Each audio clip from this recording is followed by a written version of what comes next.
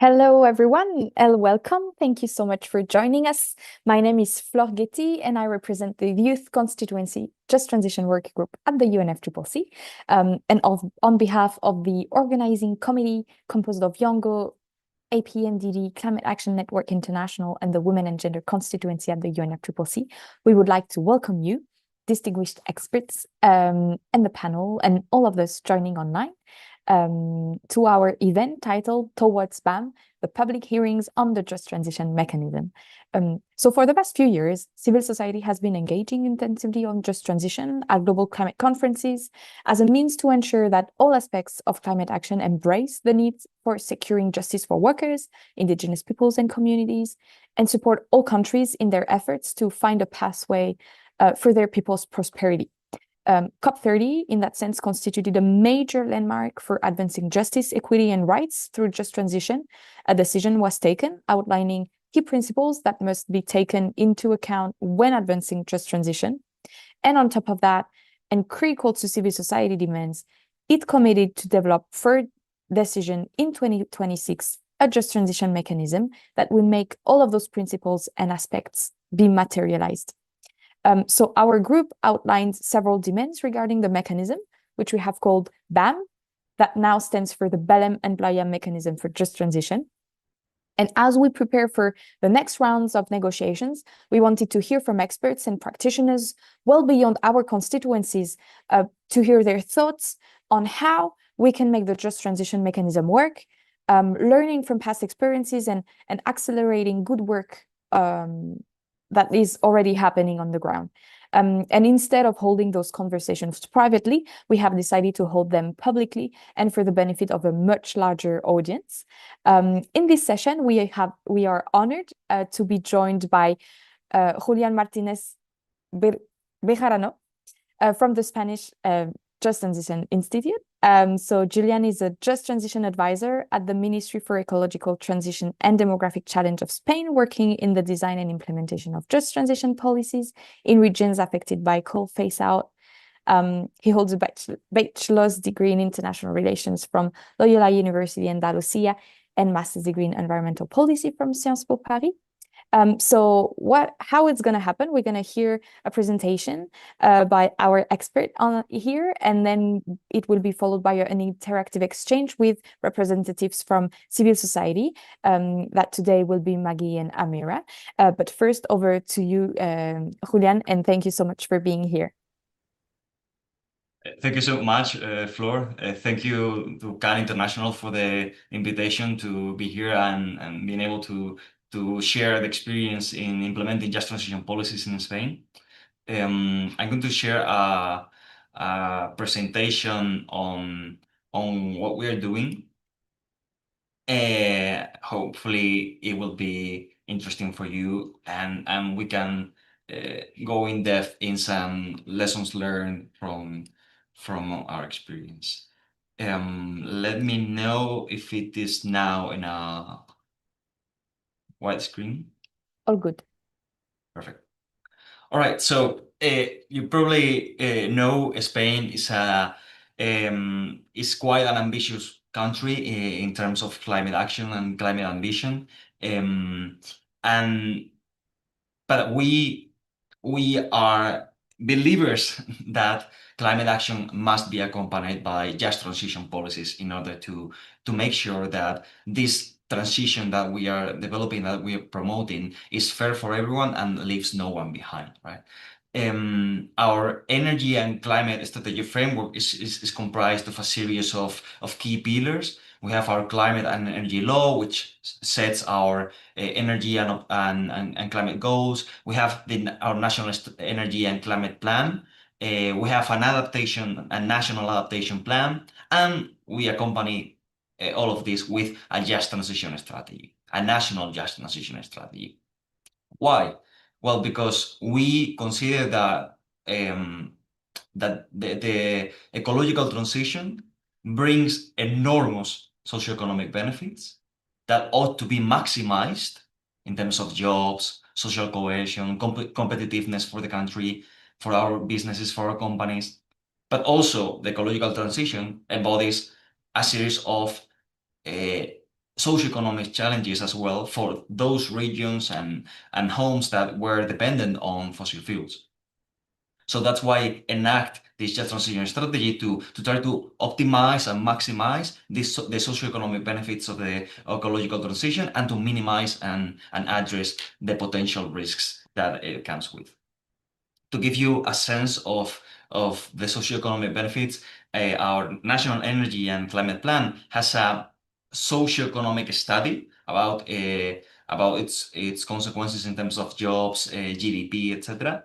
And approximately, to give you a very summarized figure, it is calculated that through our National Energy and Climate Plan, we'll have by 2030 2% more than 2% more employment in the country because of the ecological and energy transition. 2% in terms of employment rate is an enormous figure. So, of course, for Spain, which is located in an area with enormous renewable energy resources, the energy transition for us is our future. But also we have regions that dedicated their last century to producing coal in their mines and producing coal energy in coal power plants. That were regions that dedicated their livelihoods to give energy to the economic development of the country, but that now face this challenge as coal power plants are being phased out. In particular, this is we are proud of this environmentally. In only 6 years, Spain has practically phased out its entire coal fleet. Currently, coal is less than 1% of our electricity mix, while it was around 15% in 2018. 15% may not seem that much, but for a country with an structural and historical diversified energy mix, such as Spain, 15% was a lot. So we were able to phase out practically our entire coal power plant fleet. Actually, all of them are in process of being phased out. Only a couple of them remain as backup and very residually. And doing this while we increased our renewable energy presence in the mix, we achieved to halve our CO2 emissions from our electricity mix. So, and this is when you talk about climate ambition, I think like this is a good example of that. If you are ambitious enough and you put your heart to it, you can achieve it. In just 6 years, we reduced the emissions from electricity production in Spain thanks to increasing renewables and phasing out coal. But I was saying all these environmental and competitive victories also come with challenges to regions that dedicated their lives to coal. So that's why our Just Transition strategy has an urgent action plan for coal regions and power plants in order to tackle the socioeconomic challenges for these specific regions. Something also interesting about our strategic framework is that our climate change and energy transition law establishes an obligation to update this just transition strategy every 5 years. Actually, we are right now in the process of doing so, which is interesting in the sense that the socioeconomic challenges of the ecological transition are going to evolve over time. And I think we are anticipating to this evolution by acknowledging by law that we need to do so, that we need to update our strategies regularly. And in order to implement this just transition strategy, and particularly its urgent action plan for coal regions, we created the Just Transition Institute, which is a branch of government dedicated only to implementing these policies, which is where I work. So how did we, what was the first step to materialize the just transition strategy? Because strategies, don't get me wrong, they are super important, but at the end of the day, they are paper. Just strategies are relevant when they are materialized, when they are implemented. So what did we do? The first thing is that we signed tripartite agreements based on social dialogue with trade unions and companies involved in the process of coal phase out. So we have two tripartite agreements, one for the sector of coal power plants and one for the sector of coal mines. And the experience with these two strategies, with these two tripartite agreements are a bit different, and I will tell you why afterwards. And these tripartite agreements were fundamental in our experience because compared to a, let's say, laissez-faire scenario where a coal installation is closed down as a private asset and nothing has happened here, the close down of coal facilities took place in the context of this agreement where all parties committed to specific actions to promote a just transition for the regions affected by these closures. The government, of course, in these tripartite agreements, committed to deploying a series of public policies to support job creation and the reactivation of economic activity in facing the closures. But also the companies, and this is super important, the companies themselves that were closing down their coal assets committed to actions to promote a just transition for the areas that where they had profited for decades of running their operations. What were these commitments? Well, in the case of, I'm going to talk first about the case of coal power plants. In the case of coal power plants, the energy companies committed to first relocating all direct workers in other activities of the company. Second, they committed to prioritizing hiring auxiliary workers in the dismantling operations of the coal power plants in order to ensure some job continuity for subcontractors in this activity of dismantling the coal power plants, but also prioritizing auxiliary workers in any new activities in the area. And this is very important because third, companies committed to studying and realizing, when feasible, new investments in the very same regions where they were phasing out their coal installation. And this is super important, at least in the Spanish experience, is that for us, a just transition is mitigating the socioeconomic impacts of coal phase out in the very same regions where this is happening. It is not okay for us that to say that you have a just transition because you phased out coal assets in one region and then you created a number of enormous jobs in another region in the country. That's not a just transition for the regions affected. So for us, it was super important that any job creation activities took place in the very same regions where coal was being phased out. So you see how this is a very different scenario between a laissez-faire idea where a private company closes down its private installation and goes away, while here you have tripartite agreements that made companies commit to specific actions for a just transition for these areas. And that's why when we in UNFCCC talk about social dialogue, this is not empty words. This is fundamental in order to achieve a just transition for regions and people. And then of course, trade unions being part of these tripartite agreements committed to being part of the monitoring of and the actual implementation of these commitments and provide feedback into the process.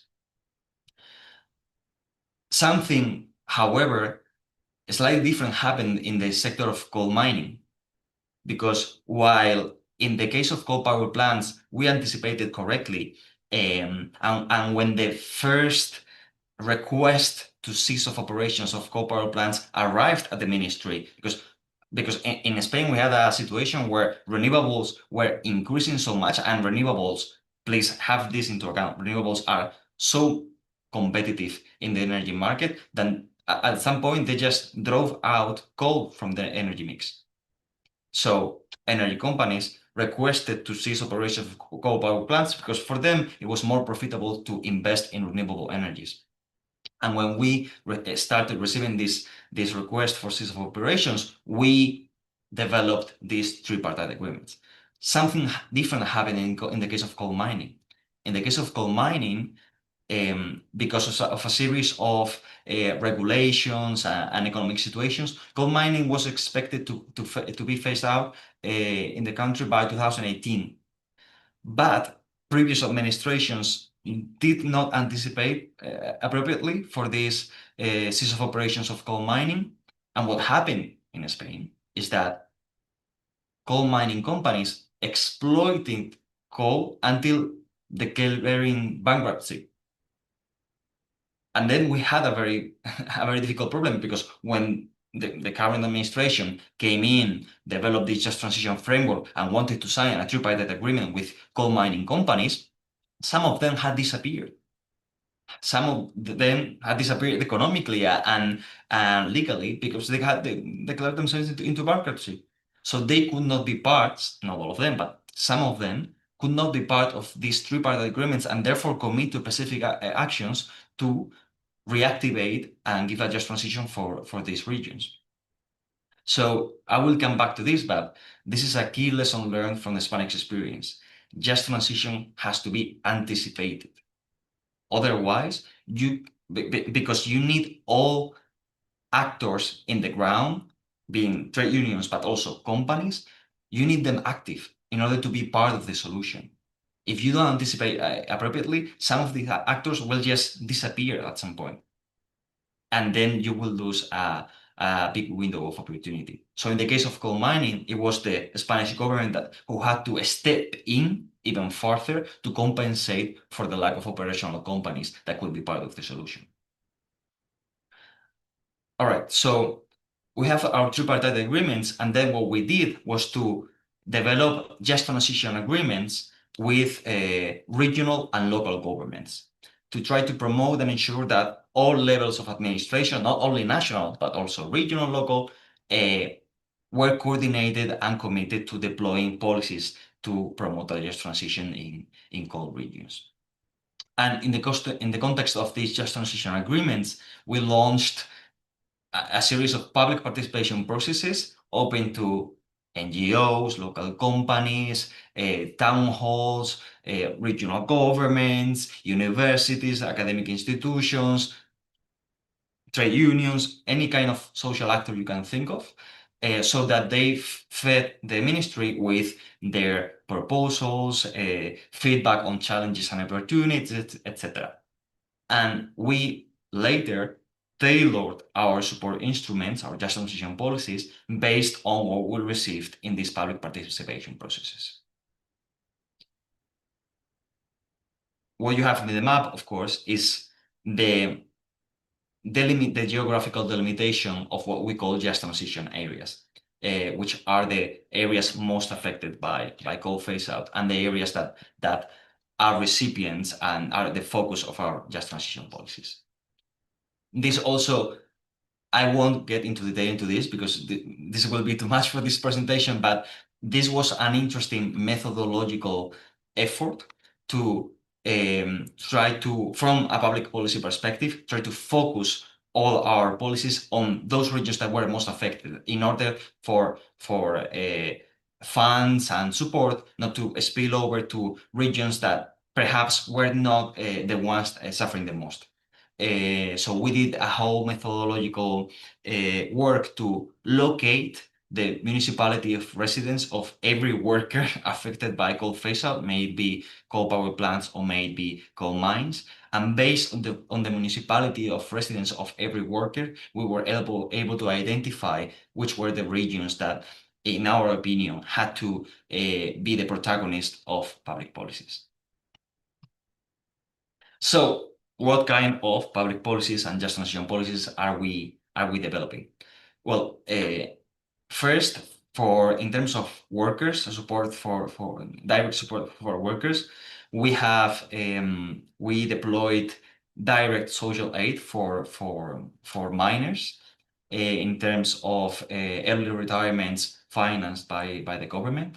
And we launched a series of job banks so that any affected worker could register in these job banks and using this as policies for improving the employability of workers registered in them. For instance, in our support instruments for new businesses and investments in coal regions, we give additional support and we prioritize those projects that hire workers registered in the job banks, in order to ensure that when we are supporting new investments in these areas, not only we are creating jobs, but we are creating jobs for those affected and registered in the job banks. And we are also developing a series of reskilling, upskilling programs for workers affected by coal fire, but also any kind of unemployed person that lives in these regions, in just transition areas. Then as I was saying before, we launch a series of support instruments for any new investment in the area. We support them economically, as long as these investments can justify that they are creating jobs at the local level in just transition areas. Something interesting about our support instruments, maybe support for new investments in terms of business and private investments, but also support instruments for municipal projects, infrastructures, etc., is that we launch them in a context of competitive tenders, which means that we receive all the applications for support and we give support to those projects that are deemed the best in terms of a series of evaluation criteria. Of course, an evaluation criteria that we design in terms of just transition criteria. So, for instance, not any kind of private investment receives support. The ones that receive support are the ones that create more jobs at the local level, those that create more jobs for women, those that create more jobs for young people, and other criteria that we design in order to try to maximize that any kind of public support is focused on the projects that maximize opportunities for just transition areas. Then we also support municipal projects because coal regions, usually you'll see, at least in the case of Spain, you will see that not everything closed down in 1 year, but it was a structural decline through decades, slowly. So some public services and some municipal services are deteriorated. So we deem that we need to support the restoration of these municipal services in order for people to have the services to want to stay in their areas. We are also restoring environmentally abandoned coal mines, and in these environmental restorations, we are hiring the miners that were first affected by the closure of these very coal mines, which is an interesting transition from, let's say, coal jobs to green jobs.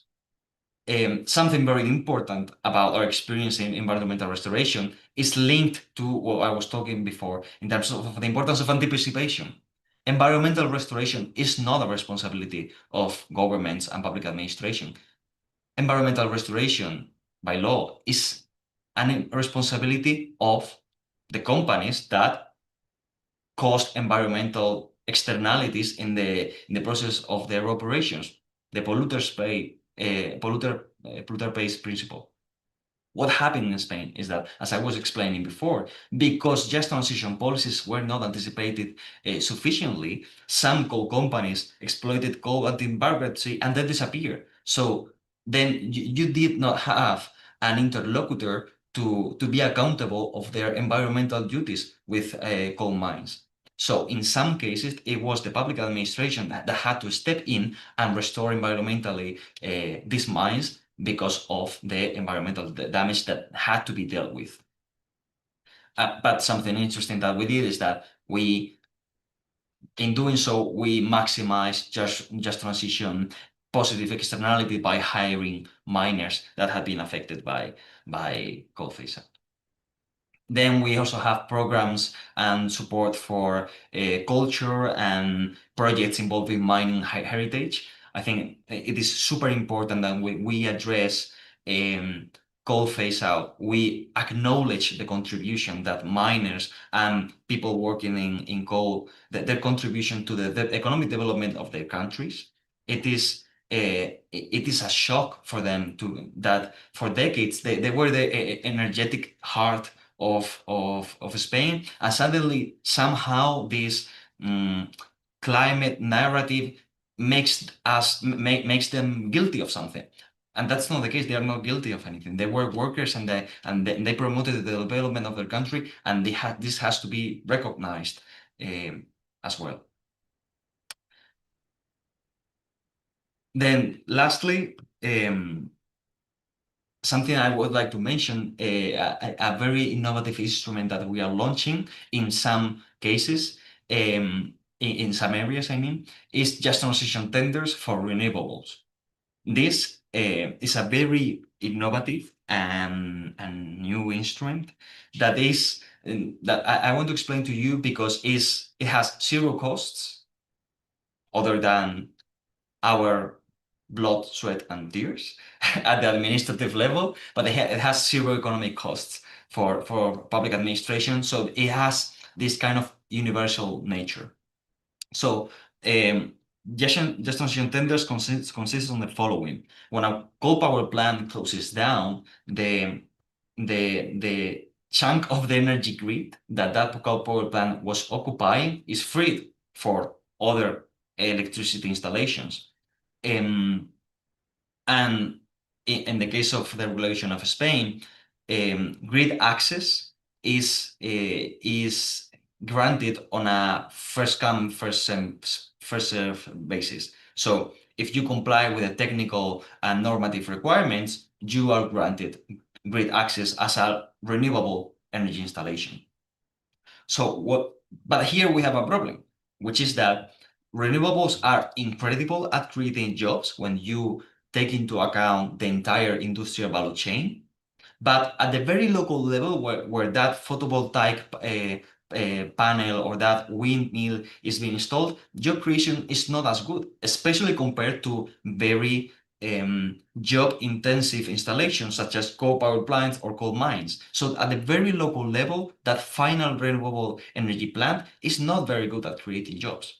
When you take into account the entire value chain, of course, they are incredible. At the very local level, we have a problem. So what we did here is that we changed how we grant access to the electricity grid. And instead of first come, first served basis, we tendered access to the electricity grid. We did competitive tenders so that renewable energy projects competed among themselves in order to access this resource that was grid access. And these tenders, the evaluation criteria for these competitive tenders were, of course, just transition criteria. Number of jobs created, economic development at the local level, you name it. We tailored these competitive tenders in order to ensure that those renewable energy projects connecting to the grid were the ones that maximized benefits at the local level. Our experiences so far are very positive.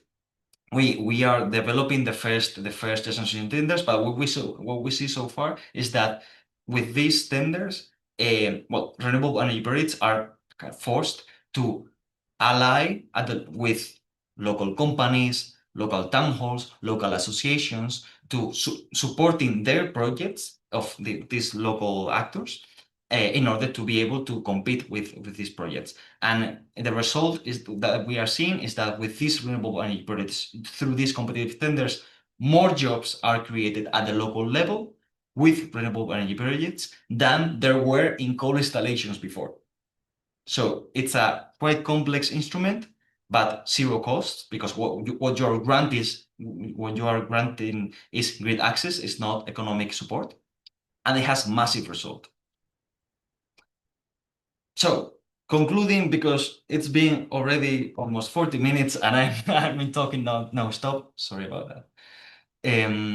So some lessons learned that we learned and could prove useful for other countries and other circumstances.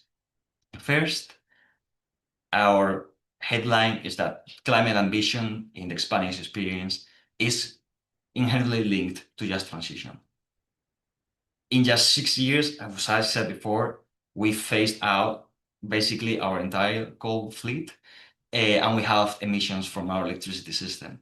And we did this while promoting just transition for affected regions based on these tripartite agreements and social dialogue. Of course, this is a work in progress. We are not done with just transition for coal regions yet at all. We are still developing and monitoring our support instruments. But we think that as public administrations, we are deploying the right kind of just transition policies for these areas. Then a second key lesson learned would be the importance of anticipation and urgency. I cannot stress this enough. Developing and implementing just transition policies take a lot of time in terms of administrative tailoring and permitting, and then materializing projects supported through or bolstered through just transition policies take even further time. So we are going to be always late. The time to act is now, or it was yesterday. And I think this relates, maybe we will talk about later, but when we are talking now about the just transition mechanism at the UNFCCC level, I mean, if I can share anything with you all being involved in this process, is that is this the importance of anticipation and urgency. And I think that we shall avoid lengthy talks over a super complicated instrument that will be negotiated over years and years, because then we lose our window of opportunity. We need to act in terms of just transition as soon as possible, and it feels incompatible with everlasting negotiation over a very complex mechanism. I think that we have to stick to something agile that promotes just transition worldwide. I'm saying all of this, of course, in my national capacity. I do not represent at all the European Union, which is still which is finding its opinion and its proposal on this. I'm talking only in my national capacity, but I think this is a key lesson learned from the Spanish experience. We need to draw with everything. We need to draw from everything that is already out there. There are so many initiatives in order to be as agile as possible. And this relates, the importance of anticipation and urgency relates to the importance of working with active and operational companies. If you don't anticipate sufficiently, companies can disappear, and then they cannot be part of the solution and of commitments for the areas where they worked for decades. And this relates to the importance of just transition commitments not being something from from the public administrations or civil society. This is something that companies have to establish internally in their own business plans. And lastly, the importance of governance and participation. I was talking before about how it is effective and efficient to coordinate with national, regional, local level. This is hard, but it's something that in our experience has proved fundamental. Of course, there's always a tension between participation and urgency. When we launched our public participation processes, it took time for these processes to, for actors to provide their feedback, for us to analyze, for us to integrate this feedback into new instruments. All this takes time. So hence the importance of anticipation and urgency. So thank you very much. Sorry for talking for so long. Back to the panel, please. Thank you so much, Julian. It was a very interesting presentation and really a great experience sharing on the lessons learned on your years of working with the sweat, tears, and making a lot of effort to operationalize Just Transition on the ground. I'd like to go directly to the panel. Maggie and Amira, if you have questions, we'll take them in a round and we'll give the floor back to Julian for him to answer. Maybe this time we can go to Amira and then Maggie for the questions. Thank you so much. And I really want to acknowledge what a comprehensive kind of program of work you've described there. So I'm still absorbing a lot of it, but it's huge. And, you know, I'm sure like with every program of work, there are always challenges, but like really recognizing the ambition and what you've done. So congratulations.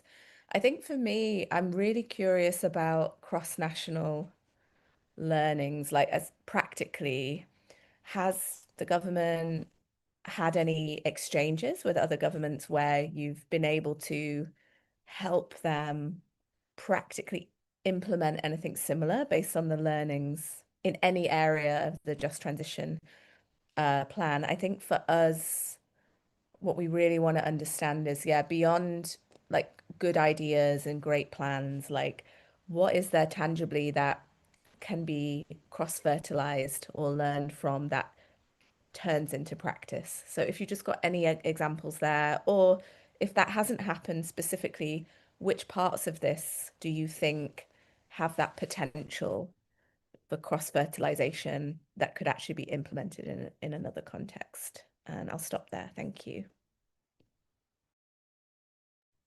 That's a very... Oh, sorry.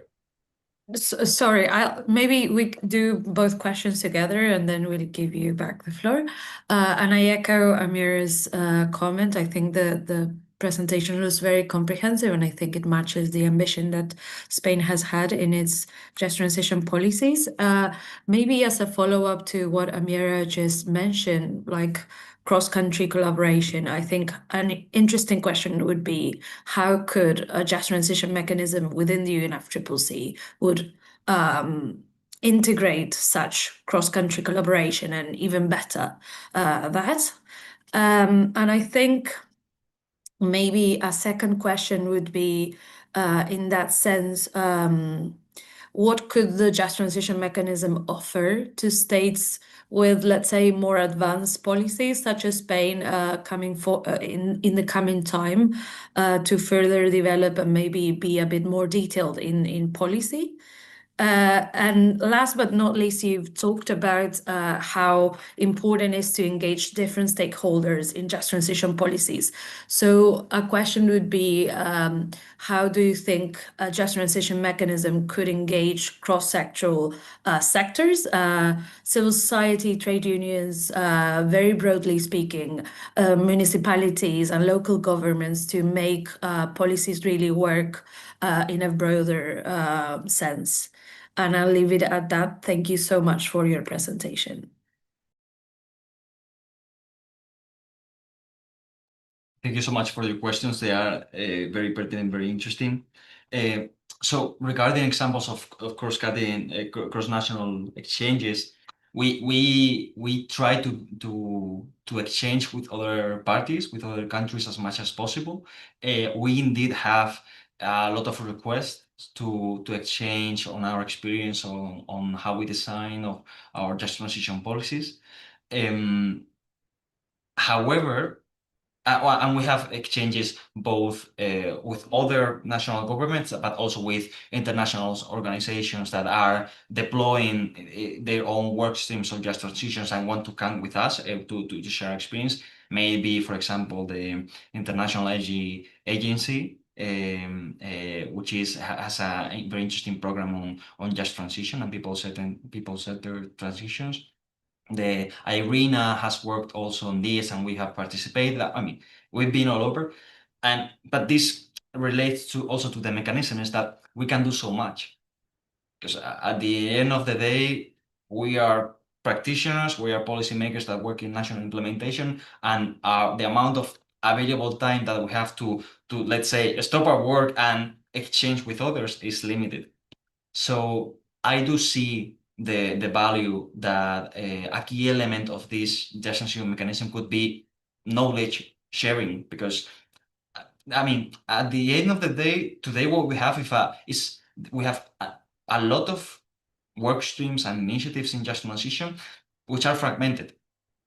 There is a lot that is being done, but maybe we need some synergy and in how all these work streams are working and facilitating access, because sometimes there is so much going on that people don't know where to go, where to ask, and I could see the value of a just transition mechanism that facilitates access to and synergies with all these initiatives under UNFCCC, but also outside UNFCCC that are going on. Because this kind of approach would surely maximize, let's say, the scope, the length to where when we participate, this goes, right? Yeah. And you also asked about what could the mechanism offer to advanced countries? Well, to countries with advanced transition policies. As I was saying before, we even ourselves, we have the obligation to update our just transition strategy every 5 years. The ecological transition is going to be a long process that's going to evolve over time. So even if currently we are addressing in the right way coal phase out, we'll have additional challenges, but also, hey, this is super important, additional opportunities associated to the energy and ecological transition. This is going to evolve over time, and opportunities are going to socioeconomic opportunities associated to the transition and to climate action are just going to increase over time. But it is also the duty of just transition lenses and just transition approaches to work to maximize and ensure that these socioeconomic opportunities reach everyone and are distributed equitably and no one is left behind. So answering the question, the transitions are going to evolve, and therefore there is no country that has or will ever have all the knowledge and all the policy experience for every sector and every part of the transition as it goes and as it evolves. So of course, I could imagine that such a mechanism that promotes knowledge sharing and enhances technical capacities, it could support everyone.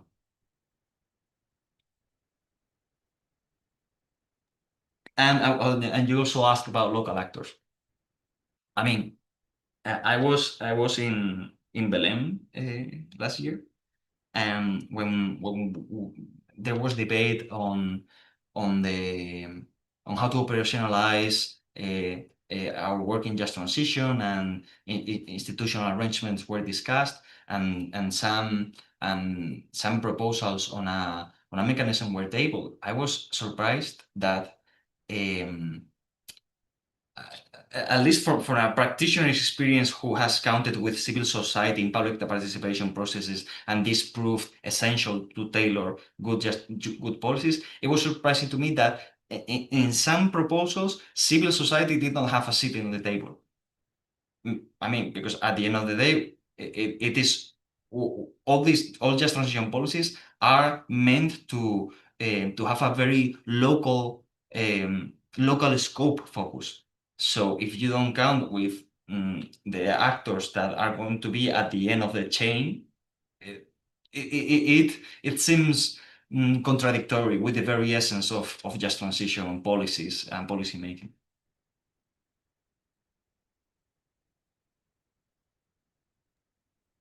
All good. Thank you so much. Thank you so much for the questions and the answers. I don't know if in a minute or two you want to jump in, Amira or Margie, to answer or follow up, or that's good. I just would like to say thank you for acknowledging that about the seat at the table for civil society. And of course, in many contexts, it's going to be very important that there's a seat at the table for Indigenous peoples as well.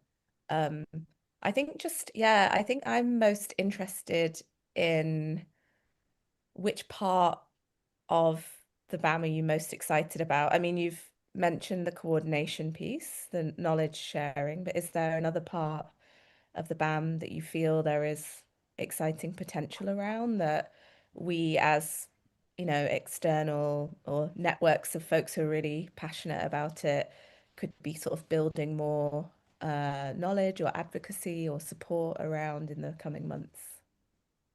Well, thank you so much for the question. Of course, knowledge sharing, as I was saying, is super important. But also how this knowledge sharing relates to the need of international cooperation and coordination with existing work streams. This is for me super important because I see it every day. I see how Spain is invited to the International Energy Agency or IRENA, or there are so many work streams out there that are doing very important and very relevant work on just transition, but the landscape is fragmented, and sometimes practitioners in other countries do not have the clarity to where to access, where to go. So for me, it would be super important that an element considered in an international mechanism is to coordinate existing work streams. And this also relates to this lesson learned. I try to project on the importance of anticipation and urgency. We need to work, we need to build on what's already out there for the sake of urgency. If we want to create everything from scratch, we are lost. We won't have the sufficient anticipation that we actually need to build the social legitimacy for climate action. Climate, I mean, in our opinion, in the opinion of Spain, climate ambition is intrinsically linked to building the social legitimacy it needs. Otherwise, you are going to have adverse effects. You're going to have challenges, where you are going to have opposition to climate action. So if we want to stay on track with 1.5, we need to anticipate and be as urgent as possible. And that's connected to building up on existing work streams. If we create everything from scratch, and if we lose the opportunity of building up on these synergies with what's already out there, it seems to me that the very purpose of the mechanism will be defeated, which is building up the support that we need as urgently as possible in order to enable climate action, right? So that's for me super important. And I highlight it because I've seen in the past, maybe this evolves, but I've seen in the past that some parties were reluctant to connect and create synergies with work streams outside UNFCCC. Well, is that just transition, intrinsically speaking, inherently speaking, is going to be connected with other work streams outside of UNFCCC, because just transition is not only about climate. It's about jobs. It's about economic development. It's about putting the benefits of the transition to the benefits of poverty eradication, development, job creation in affected regions, you name it. So inherently, you will need to look beyond.